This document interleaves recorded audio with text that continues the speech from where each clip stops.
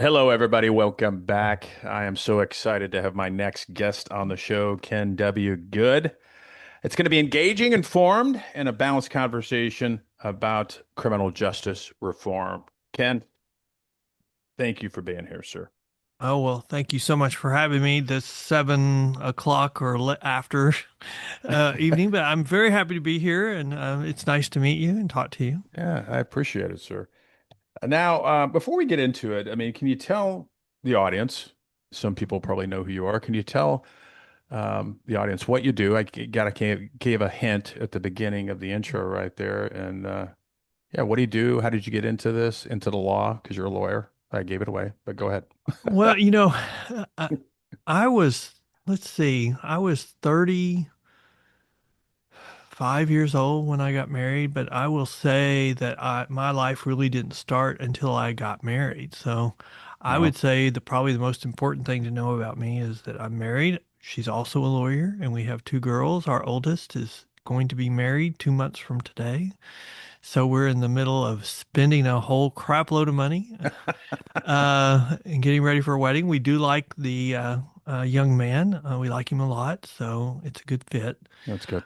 So I think the most important thing for people to know is I'm a good family man, or I try to be. Sometimes I'm not, but I try to be. I'm a Christian man, but I also am an attorney. I've been practicing law for over 35 years. I'm 65 years old. I'm an old fart. No, you're not. Um, I'm yeah, right, I'm right behind you. I'm 57.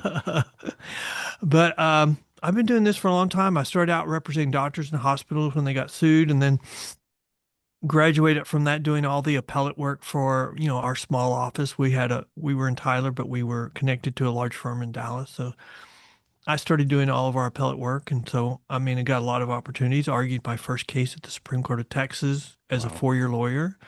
Um, but, a bondsman got in trouble. And so we asked somebody, who do I need to hire to fix this kind of issue? And they said, you need an appellate attorney. And so he, someone recommended me, and so that started this path that's become a practice and become a specialty.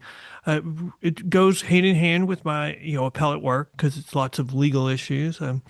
Was asked to attend a hearing to just give my opinion on what was going on a case in Houston years ago. And I came out of it thinking this is going south. This is going really bad. The judge, I think, is making the wrong decision. She's applying the wrong standard. And so I came out and I set off the alarm, and I've been proven right because she was reversed 7, 8, maybe 9 times in that case Wow. by the Wow. appellate courts.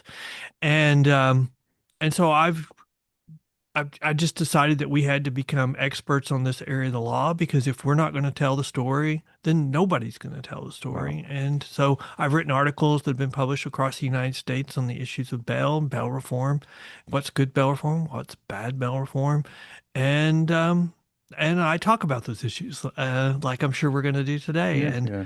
I've done debates where, I've lost my temper and I try not to. I love to have a civil debate, but, I was taught to practice law by a guy who was a very gifted attorney. And he told me that if, at that time, being a defense attorney, it was, the old, the country club set. And so Hmm. he was taught if you want to get down in the mud and fight, let's get down in the mud and fight. And so Yeah. that was the way I was taught to practice law, and I did that for a long time. And so I think I don't do it as much, but I'm kind of known if you want somebody to get down and fight for you, that you call me. Hmm. Um, but I love it. And you know what I love about the bail industry is it's small business owners. I mean, blue collar values. And so it really hits with my small town blue collar Yeah. values Yeah. and background. And so I think that's one of the reasons why I've been doing it for so long.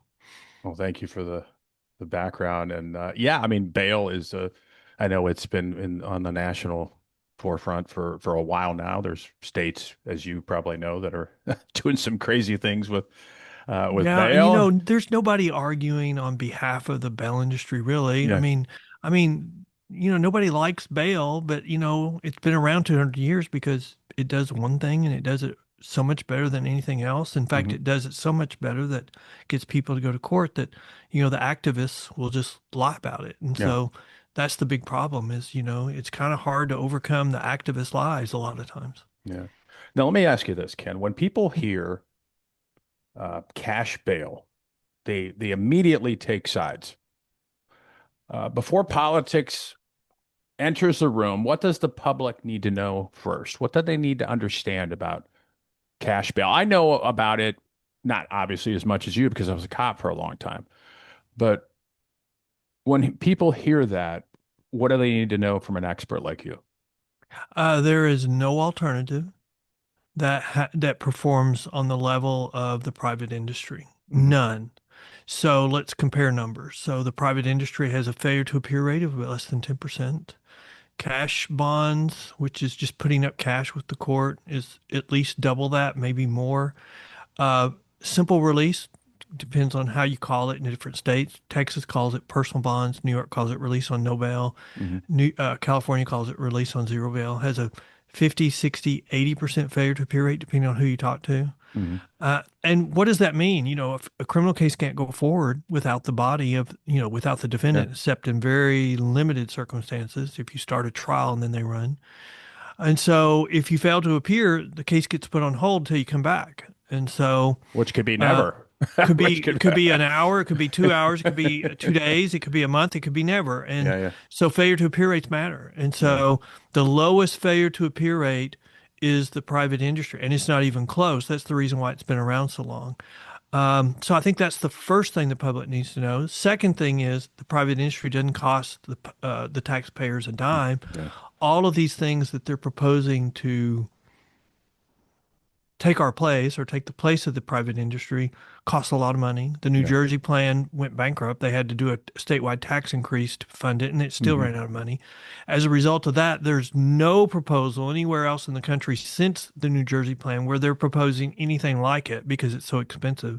So all the experiments that we've been doing for the last 4 or 5 years are just simple release. We're going to release somebody on their promise that they'll come back. We're not going to do any supervision. We're really not going to do anything. It's just we're going to pinky swear they're going to come back. And you know what? Those have been a complete failure and Hmm. lots of failures to appear. And, when you have back failures to appear, you have backlogs grow and backlogs grow. There's only way you prevent the criminal justice system from collapse is dismissing cases. And when you start dismissing cases, criminals see that as a green light to commit more crime. And that's what we're seeing. Yeah.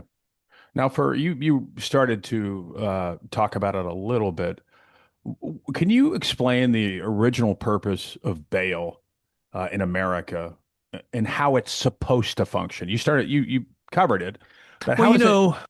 bail dates, I mean, bail is one of those things that came over with our ancestors, Hmm. from Europe. I mean, we call it the common law. A bond is something under the common law. It's common law is custom and practice. And so, under the common law that came over from England, a bond is something signed by a principal and two sureties. Over time, we changed it in Texas to only have to have one surety. Hmm. But a bond is, I mean, we hear all the time, well, we should change the way we do bail because there's a presumption of innocence. Well, no, the presumption of innocence applies at trial. I Exactly. mean, and the problem is when our activists say that, it's just a talking point because that's been resolved by case law, decades ago. Because all what bail is, what assurance are you going to give the court that you're going to return to answer the charges after your release? So, what assurance are you going to give that you're going to come back? A simple release is you're giving them no assurance but your No. promise, and there's no accountability, there's no consequences.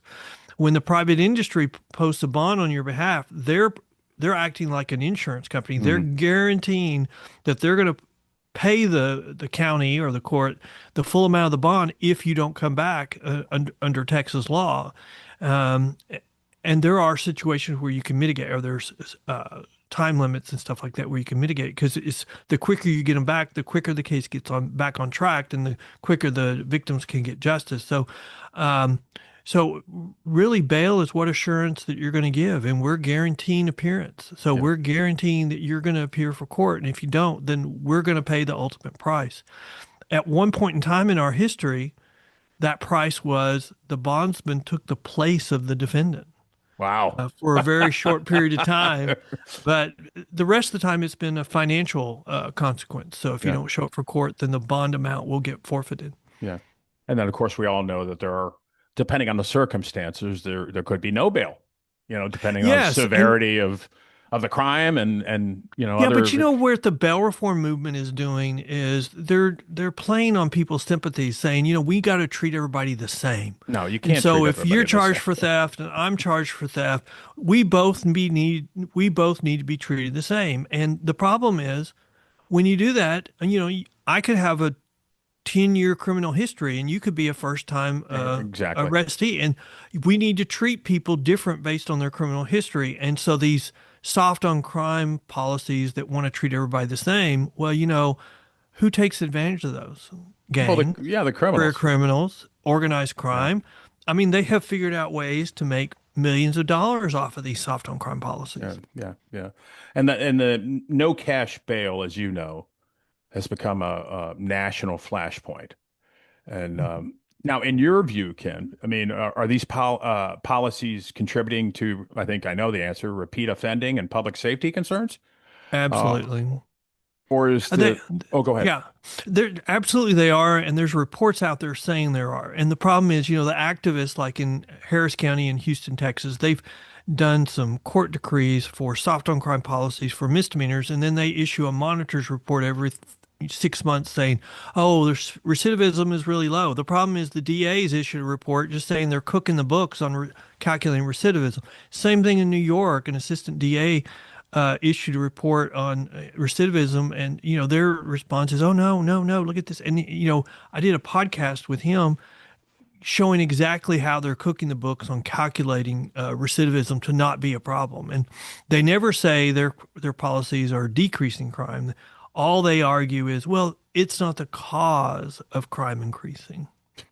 Believe us, believe us. Well, We there's just got to promise. be accountability. I mean, and in your Mhm. opinion, I mean, is this politics? Is this keeping people in office like DAs and Mhm. ADAs and all these? I mean, I know DA is an elected position, but politicians, is this the reason why they're doing this? Because Oh yes, and really, you can trace the history of this. You can see it pretty clearly where in our history, about 6 months before the national election, probably every election cycle until this last one, there would be some tragedy in the news, and then we would see all of these yeah, every day. protests, and they would say, one party would say, "You're being picked on, and you need to get angry, and you need to come out and vote in larger numbers for us." And then, after the election, business as usual. And Hmm. so the people supporting those candidates started noticing that nothing was happening. And so they started electing what I call the true believers. And, Hmm. some people might call them the crazies. Yeah. And then we've gotten these activist groups that are, raising money off of this. And where we are now is the activist groups will get you elected as a soft on crime person, and then they'll lead you down a rabbit trail. They're not going to ever admit what they're pushing you to do is not working. They're never going to Yeah. tell you that Yeah. this is making crime worse. They will drive you all the way to the into the rabbit trail and push you off the cliff. Like look at the DA that just got defeated in November in Yeah. LA County. Yeah. I mean, Gascon. I mean, he got 20 something percent of the vote. And I mean, I would say he was pushed off the cliff by the activists because he was their poster boy. Unless those same people that are soft on this stuff are the victim of a crime. Then they want Oh, justice. yes. I Then they agree with want that. people in jail, no cash bail, nothing, no bond, no Yeah. nothing. Well, and then, yes. And then, there are, but you know what? It's a coalition.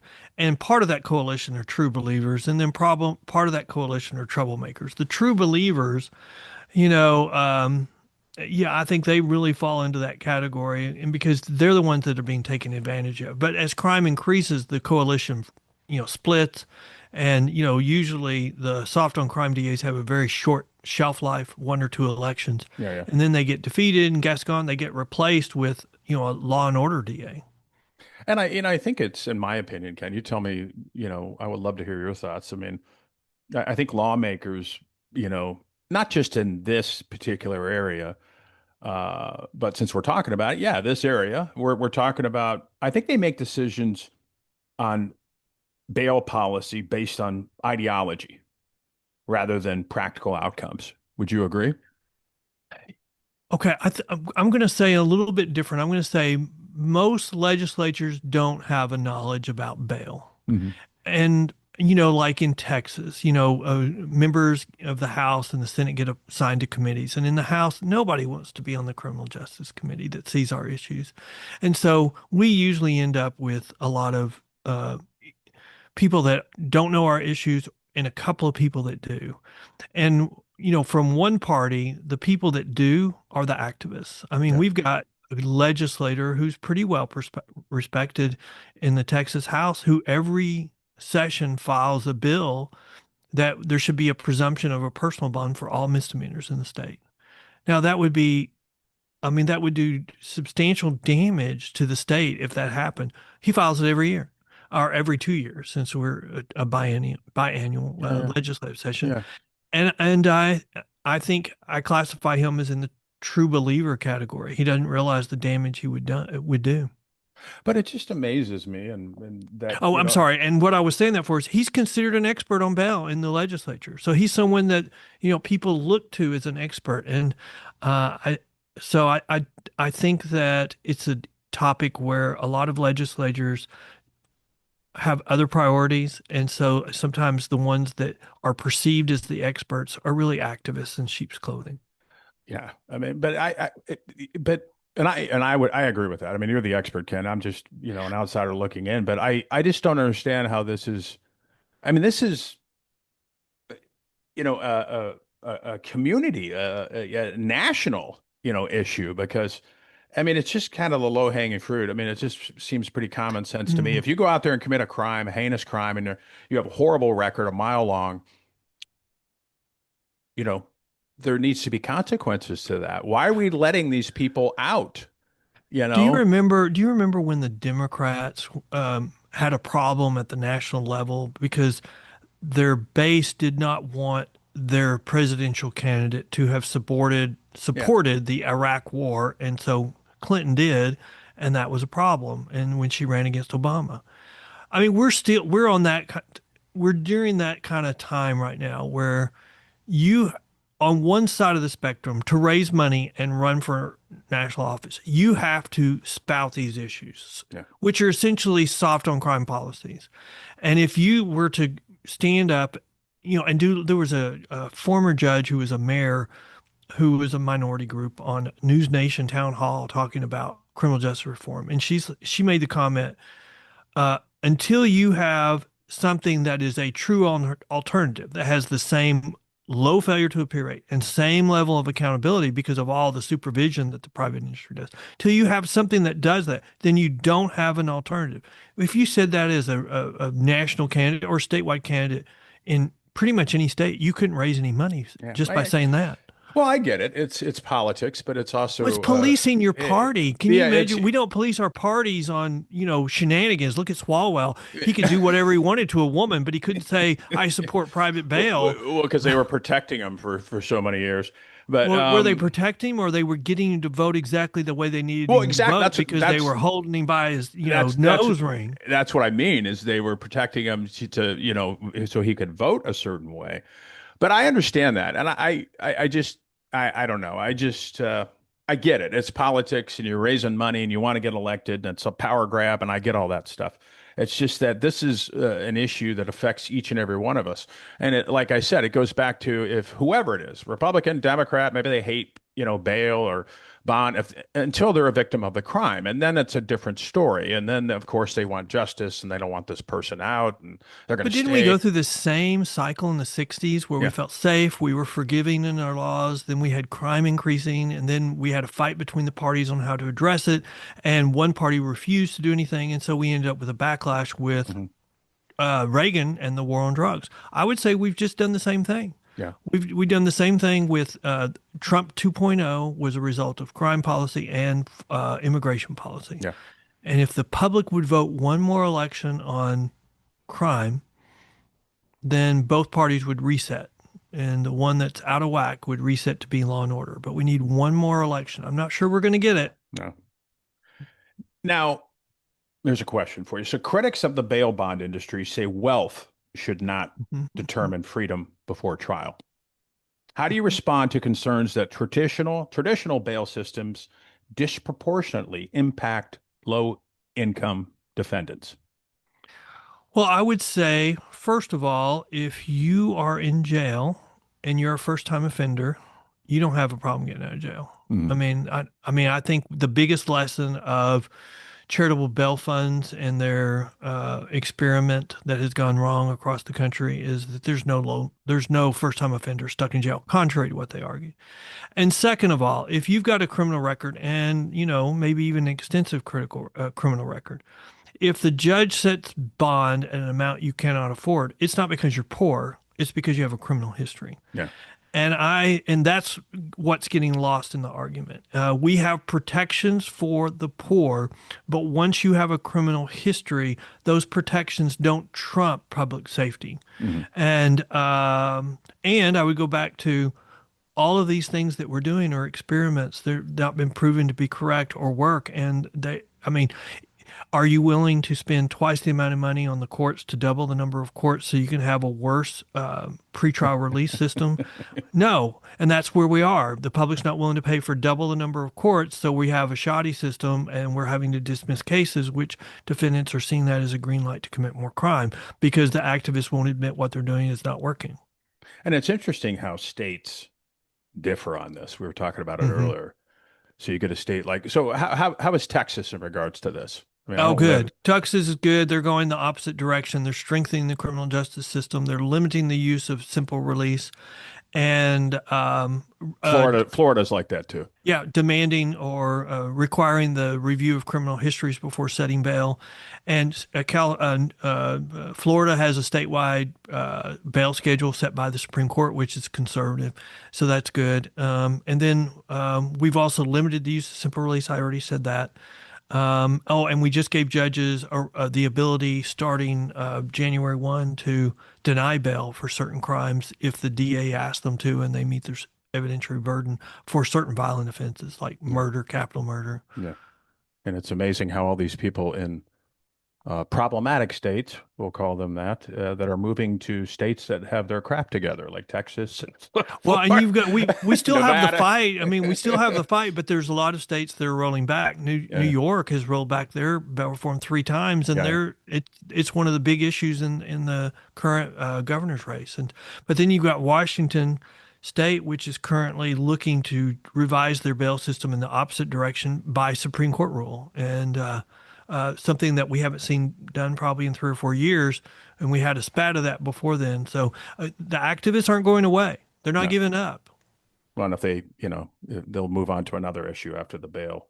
Well, but Uh, the disparity between red and blue states on this issue. I mean, we don't even think about, I mean, look at what California did on Prop 47. They changed certain felonies to misdemeanors, including theft under which $950. is, And then the DAs decided not to prosecute it. Well, we're just not going to prosecute that anymore.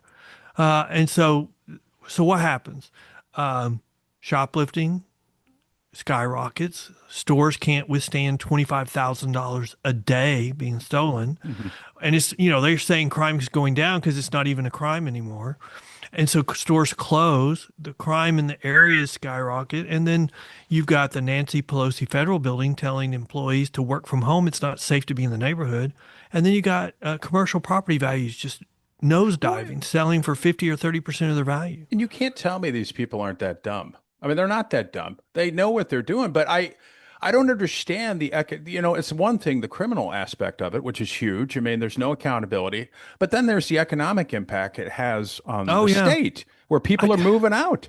I just did a podcast with a guy. In fact, I hated it so much. It took me forever to edit it because I just could not stand by the end. I mean, like you said, I like to have a conversation. I don't like to get angry with people, but I mean, he taught classes on the economics of crime. And his whole thing was, well, we need to do something to Facebook Marketplace or things like that. And, instead of the shoplifters, I mean, I'm like, you What? gotta hold people accountable.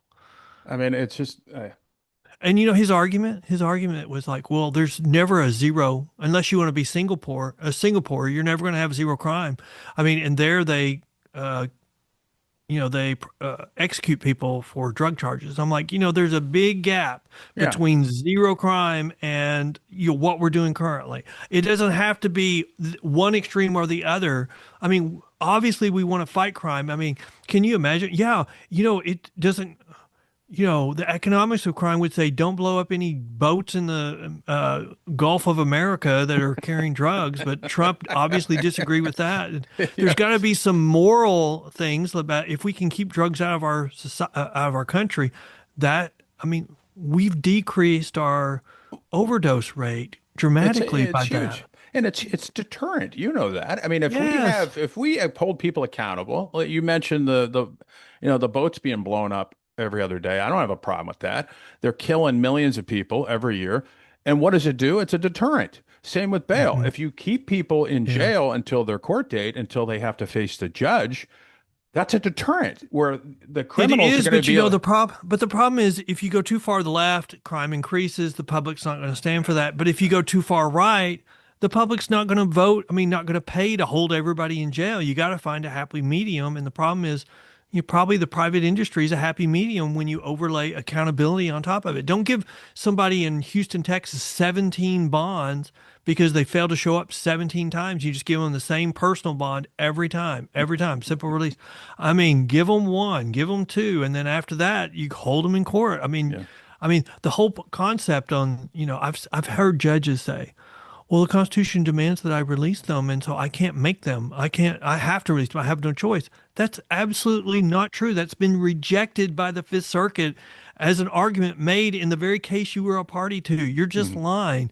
If somebody doesn't do what you tell them to do, and that includes don't violate any more laws, you have the right, if they get in trouble again, to hold them till trial. Yeah.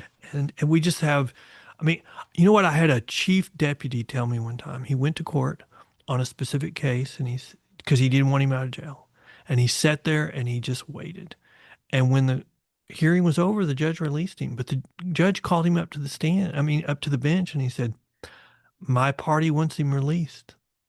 So it's not about criminal justice. It's not what's in the best interest of public safety. It's my party wants him released. Yeah. I'm just tired of hearing every time you turn on the news, Ken, I know you see it, that somebody's been released and they go out Hmm. there and they create, a heinous crime. Half the Hmm. time they shouldn't even be here, but that's another story. Now, you've written about what successful bail reform looks like. What does effective reform actually look like to you? Well, I think a lot of it we've already talked about. I think it's Mm, leaning more on the private industry since it mm, has such a great low failure to appear rate. You want to lean into that, but it also has a strong element of accountability. There is a case that kind of demonstrates all of this, and it's called Sanchez versus Alabama. And this case they had to rely, they had to they the trial court ordered them to release everybody. Couldn't hold anybody, like this soft on crime policies. And they lived under it for 4 years, both misdemeanors and felonies. Couldn't hold anybody. And the sheriff just said, he's an old Marine, and he said, this isn't right. I'm not going to settle. We're going to appeal. And they went up to, I think, the 10th or 11th Circuit, and they won. I mean, reversed, rendered, dismissed. mm, And so I talked to the sheriff and he said, Ken, we went back to what we know works. We told defendants if you don't come to court, there's consequences. You'll be held accountable. And what do you know? When we did that, about 6 months later, crime started dropping. mm. Now, when you talk to, you know, I don't know if you advise like the governors and legislators or major city leaders, um, what three factors should they weigh when balancing fairness, constitutional rights, and community concerns? We talked a lot about it, but what do you think again? What factors should they weigh? Well, I think it depends on who I'm talking to. If I'm going to talk to a city person, I'm going to say you don't want to put in policies that are going to kill your tax base Hmm. because you can kill it with your commercial property values. And so you want to be very careful about policies that will tank that. If I'm talking to the governor, I'm going to talk about public safety. I'm going to talk about accountability, and I'm going to talk about criminal histories. I think the most important reform Texas did was to require judges to review criminal histories in setting bail. I just don't Now, understand why that is. And I how's and I that hate controversial? and I hate to interrupt you, but I don't understand why that's not mandatory. I mean, why shouldn't Yes, you look yes. at what do they call it? I can't remember what they call it. Not a you know what the hell? No, I'm thinking about a PSI, which is different. But go ahead. I'm sorry. Well, but the reason why Texas didn't require it by statute before then, they had case laws that said they could, but they didn't have a statewide database system to show it. And so you could look at your criminal history in your county and you might look at the surrounding counties, but you didn't have a way of displaying their criminal histories statewide. And so one of the things they had to do was set up a system, the public safety report system in Texas, so that they could display the criminal histories for the judges. And so that was the impediment. But I agree with you. But if you're doing a charge-based release system, which is just based on the charge, no matter what your criminal history is, because we want to treat everybody the same, no matter how many times you've done that crime, then you don't need the criminal history. And that's why I'm so opposed to the charge-based release system because it becomes just a cost of doing business for organized crime, gangs, and career criminals. They don't mind spending 2 weeks in jail to make a whole bunch of money on drugs because, the soft on crime people quit seeking any enhancements. And that was part of the portfolio of things that they were required to agree to by, the Soros Mhm. group of people. Do you think there's a middle ground somewhere No, between I don't. activists and public safety? No. No, and the reason why I don't is because people have asked me many times, what's the compromise? Mhm. How do you compromise with people who won't admit there's a problem, who will not admit what they're proposing is not working and will not work because they just say, well, we just need more time. No, it's not working. There's a reason why. And they'll lie, they'll cook the books.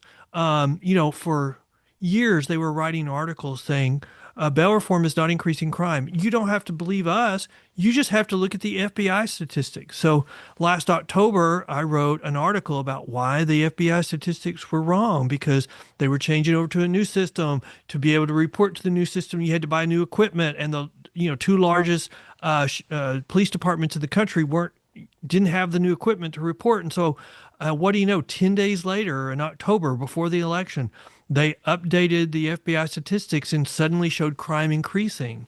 And so the activists could no longer talk about the FBI statistics being in support of their argument. So they had to switch. One, they did, oh, well, it's not bail reform that's increasing crime, but more so, immediately they switched to yelling that Trump is a fascist, Trump is a tyrant, because they couldn't talk about crime anymore. And I was like, I mean, if they're not going to admit just on a fundamental basis that they've been saying, don't look, you don't have to listen to us, just look at the FBI statistics. Now the FBI statistics have changed. Well, it's still not us. Well, it's never going to be their policies. Well, and the thing, and you know this. I mean, you're talking about NIBRs and UCRs and stuff like that with crime statistics, right? Is that what you're talking about? Yes, sir. I mean, there's a whole bunch. I mean, Yeah. the FBI statistics are one, but there's a whole bunch of statistics. We do the CDC does murders Hmm. tracking, and there's the Department of Justice does that. And so when the FBI statistics are going in the opposite direction of the other two, then you know something's wrong. Well, and But people, but the social sciences were saying that. They were saying that these can't be right, but the politicians and the activists were still quoting it.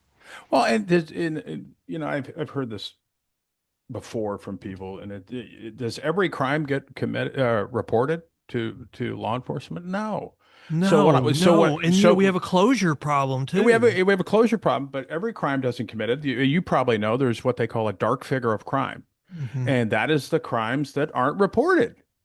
And there's Yeah, but many of them that that aren't one's reported. hard for the public to understand, especially I think if you're, that bleeds into the whole activist argument. Oh, they want to say there's a lot more crime that's not being reported, and they're wanting to pick Yes. on y'all. So that's a hard point to make. But you know what? One of the points that I don't shy away from is, um, we don't have we have a couple of races that are disproportionately committing crime. There's reasons for that, but it's one of those unspoken things you can't say. Why do Yeah. we have a disproportionate number of certain races in our prisons? There's Mhm. reasons for that. Yeah. Number one, we've discounted crime on those minority groups historically, and so as long as they committed crime within their racial groups, we didn't care Yeah. for many years, and then suddenly we started caring, and so we started regulating crime in those racial groups, but they were running amok with crime. I mean, there was Minnesota, the police started tracking crime, and so they tracked it all the way down to the race of the person calling in the crime. And the first year of that data, when they started tracking it, showed that a 10-to-1 ratio Yeah. on reported crime for certain minority groups over the rest. But the problem is, once it got into the criminal justice system, that very minority group got better treated than the rest. Yeah. So disproportionate amount of crime being committed or called in, but once they got in the criminal justice system, they got better treatments, better results. Now, looking ahead 5 to 10 years, Mhm.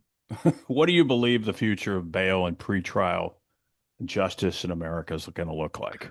Well, I am very hopeful because I don't think that the soft on crime policies are sustainable. The public's not going to stand for more crime. Um, the pro- uh, so I think it's going to go one of two ways.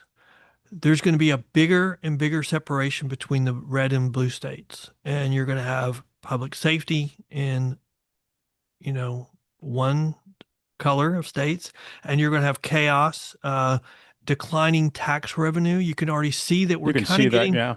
you Yeah. can see that now we're getting to the breaking point where blue states are raising taxes to make up for people moving, but it's going to, you kind of get to the point where it's a death spiral where it's just going further and further down. It'll get to that point a lot quicker when they're at the point, in California proposing a billionaire's tax, a one-time Yeah. tax. Saw that. Minnesota's proposing an annual billionaire's tax. That'll run off all your big taxpayers overnight. And then what are you left with? I mean, nobody's ever thought of maybe we should end fraud and live within our means. They're not, No, we can't do that. but the crazy thing is, a lot of these things we don't hear about. Did we hear about all of the gangs or um, all of the illegal drug trade coming into the country for foreign countries before Trump Mhm. 2.0 was running for office? I mean, remember when he was saying the Venezuela gangs were taking over apartment complexes and the mainstream media went I remember that. Yeah. apoplectic, and then finally they had to admit, well, it's not a lot of apartment complexes, and I'm like, really? That was in Colorado, by the way. I was like, really? That's your argument? Well, they're not taking over a lot of And them. I and Just I and I'm still waiting to see the information and the data that Nick Shirley has, because he's out in California right now, yeah. doing that. And I don't even know what the hell happened to Minnesota. It kind of just fell off the radar. Well, they Nobody's talking just about it anymore. well, Minnesota, the legislature just sided with the governor to prevent an I saw investigation that. from going forward. So, and then in California, they're trying to enact a statute to make it a crime The Nick to Shirley do the Act. Nick Shirley Act. I mean, yeah, we hate fraud so much that we're going to outlaw anybody looking into it because we hate fraud and we don't want anybody to know And about it. you can't tell me that the average citizen of the United States doesn't look at that and say something's wrong with this. I mean, that is an admission right there that we we don't want you in some way. That's almost an admission. We don't want you to investigate fraud. That's kind of I've never heard about that before. Why wouldn't anybody want to know where our taxpayer dollars are going? Yeah, I mean, that's just crazy. No, I mean, there's no explanation for that. But, I would say TDS, Trump derangement syndrome is running strong. We're gonna have And you. so I think a lot of the stuff going on in California and Minnesota currently is to Yeah. cover up what the fraud allegations or investigations and Yeah. distract with Trump derangement syndrome. Well, I hear they're coming out. The FDA is going to approve a pill for that pretty soon, buddy.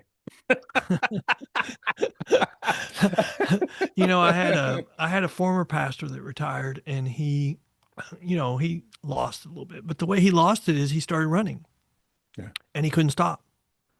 And I remember the story my dad told that they finally agreed that he needed to go to a nursing home. And my dad went and picked him up from running, Oh, and wow. they took him to the nursing home and they gave him a pill. And the pill was, essentially to keep him sedated. Yeah, yeah. And so I just think of that. And it's like, how do you know, how are you not going to find out the truth as you're going to be on the funny pill the rest of your Well, time? well, I appreciate you being here, Ken. I could talk to you forever. I'd love to have you back on sometime. Well, I appreciate that. Great conversation. If people want to find you out in the internet, Mhm. in the world, how do they locate you, buddy? Well, we have a website called pbtx.com. It's the Professional Bondsmen of Texas. We have a blog where we highlight important criminal justice stories. We also have our own podcast. There's a link on the menu, but you can also go directly to it called thebailpost.com. All we talk about is criminal justice issues. So you want to know what the New Jersey plan is, you want to know what defund the police, what the science behind that says, and it's not we're going to be safer, is that the murder rate goes up immediately and it Oh, goes yeah. up disproportionately for minority groups, especially blacks. But you know what? Those people still argue, the activists still argue we need to defund the police so we'll be safer. It's all just about politics, politics to the extreme, and we need to have the parties reset to both be like they historically have been, law and order. And the You only know, way we can do that is vote law and order candidates one more time. exactly. And you know this. I mean, remember in New York and in Chicago, those same neighborhoods that, there's high crime neighborhoods actually want the police there. Yeah. I feel like in Chicago, we've turned over Chicago to the gangs. And that's really the unspoken. Nobody will say that, but Right. we've turned over control of the city to the gangs. How can you not say that when you have as many shootings they have every Absolutely. week, day in and Absolutely. day out? That town is controlled by gangs and nobody wants to fight them. And the reason why I know that is when they're having a campaign and election, they talk to the gangs about going out and getting people to vote. Well, okay, so they run that town. Well, Ken, thank you for being on the show, my friend. It's a pleasure talking to you. Keep up the good fight. Keep up doing God's work because it is God's work. And I appreciate you being here, sir. Well, thank you so much for having me. All right, brother. Take care. Mhm.